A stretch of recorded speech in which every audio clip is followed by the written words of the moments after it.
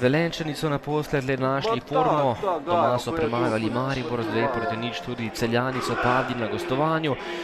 Tokrat so doma gostili ravno pravšnjo ekipo za novo zmago, Radomlje, ki so na zadnjem mestu, ampak gostje so bili trdoživ nasprotnik.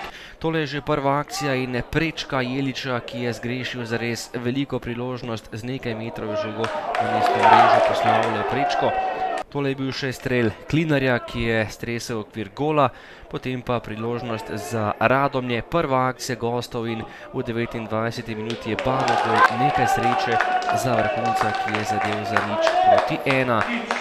Iz golove črte je zbil še Krefl po strelu Zavrla in to je bilo tudi vse iz prvega polčasa. V drugem delu pa hitro izenačenje na 1:1. Na pravem mestu je bil Ivan Firer, ki je podstavil glavo in izenačil. Kmalu pa že gol za 2:1.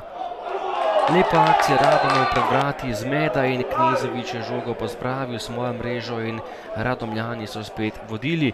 Tole je že izjemna priložnost za Firerja, ki je tokrat z nekaj metrov zgrešil vrata. Že v naslednji akciji pa izenačenje za Velenjčane, žogo je prejel Jelič in hladnokrvno zaključil za 2:2.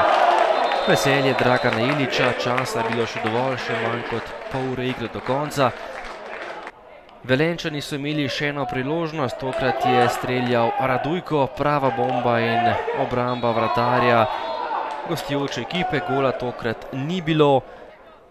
Potem pa še 83. minuta in odločitev zmagovalca Zmeda pred vrati gostujoče ekipe, najspretnejši pa je bil Kocič, ki je žogo potisnil mrežo in popeljal Velenjčane do prednosti 3:2.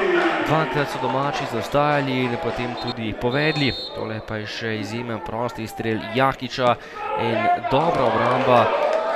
To je bil izjemno nevaren prosti strel, ampak Jahič tokrat gola ni dosegel.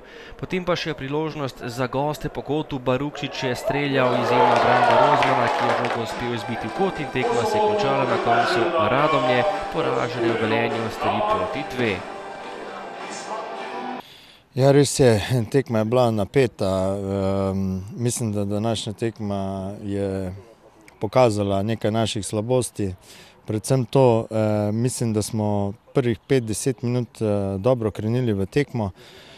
Nato smo v bistvu po šansi Jeliča, ki je imel 100% šanso, smo nekako podzavestno mislili, da bo prišla zmaga sama od sebe.